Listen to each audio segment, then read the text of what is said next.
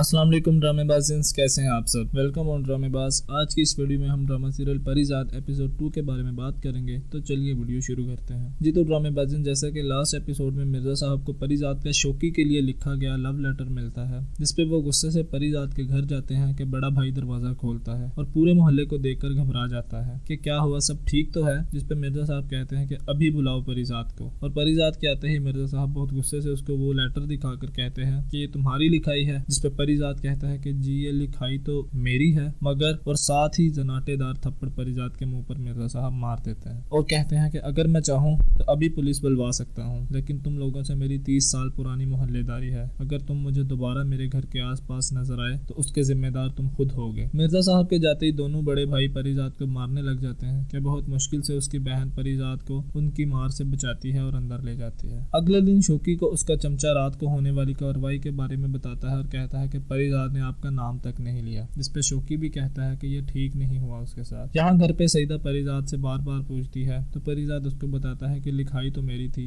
مگر مجھے نہیں پتا تھا کہ وہ یہ لیٹر ناہید کے لیے لکھوا رہا ہے، جس پہ سعیدہ کہتی ہے کہ تم نے سب کو کیوں نہیں بتایا، جس پہ پریزاد کہتا ہے کہ کردار کا یقین تو میرے اپنے بھائی نہیں کر رہے تھے، باقی سب کیا کرتے۔ وہاں ناہید کو بھی اس کی بہن کہتی ہے کہ یہ پریزاد نہیں کر سکتا، اگر اس نے تمہیں لو لیٹر دینا ہوتا تو اور بہت سے راستے ہیں اس کے پاس، جس پہ ناہید کہتی ہے کہ مجھے کچھ نہیں پتا، تم جاؤ یہاں سے۔ پریزاد کالج جا رہا تھا کہ محلے کے لڑکے اس پہ باتیں بنانے لگے، جس پہ پریزاد کی آنکھوں میں آنسو آ گئے۔ یہاں پریزاد کی دونوں بھابیاں ناہید کی امی سے ملنے، ان سے معافی مانگنے آئی ہوئی ہیں، جس پہ ناہید کی امی کہتی ہیں کہ آپ بس پریزاد کو سمجھا دیجیے گا کہ محلے میں ناہید کا نام نہ لے، لوگوں کو تو بس کہانی چاہیے ہوتی ہے، جس پہ بڑی بھابی کہتی ہے کہ آپ بالکل فکر نہ کریں، دونوں بھائیوں نے مل کر خوب طبیعت صاف کی ہے اس کی، دوبارہ ایسا کچھ نہیں کرے گا وہ۔ ان کے جانے کے بعد ناہید کی امی ناہید کے پاس آتی ہیں اور کہتی ہیں کہ پریزاد مجھے ایسا نہیں لگتا، مجھے اس کی دونوں بھابیاں پریزاد کی اس طرح بے عزتی پہ بہت خوش لگ رہی تھیں، میں 2 بیٹیوں کی ماں ہوں، کہیں انجانے میں ہم سے کوئی غلطی نہ ہو جائے اور کسی کی آہ نہ لگ جائے۔ شام کو درود کے ختم کی نیاز دینے کمل پریزاد کے گھر آئی تو موقع دیکھ کر سعیدہ نے سب کچھ سچ سچ کمل کو بتا دیا، جس پہ کمل بھی کہنے لگی کہ ہم سب کو بھی یہی لگتا ہے کہ پریزاد بھائی ایسا نہیں کر سکتے۔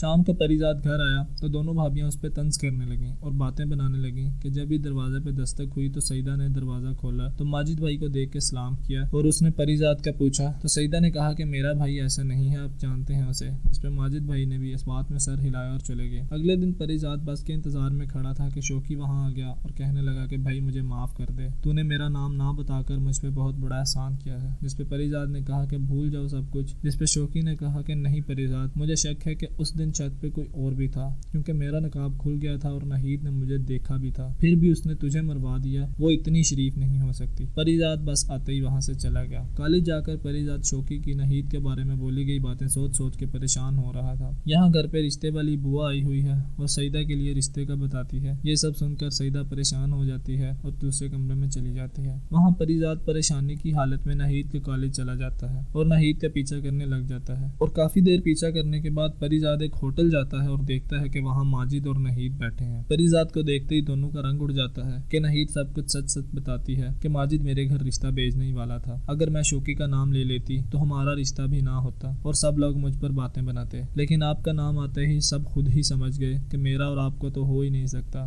اس لیے میں نے اس دن شوکی کا نام نہیں لیا اور خاموش رہی۔ اور پریزاد ان کو خوش رہنے کی دعا دے کر وہاں سے چلا جاتا ہے اور سب کچھ بہت دیر تک اس کے دماغ میں چلتا رہا اور اسی سین پہ ڈرامے کا اینڈ ہو گیا۔ یار ویڈیو پہ کمنٹ، چینل کو سبسکرائب اور ویڈیو کو لائک اور شیئر تو کر دیا کرو ڈرامے بازو۔ ملتے ہیں نیکسٹ ویڈیو میں، اللہ حافظ۔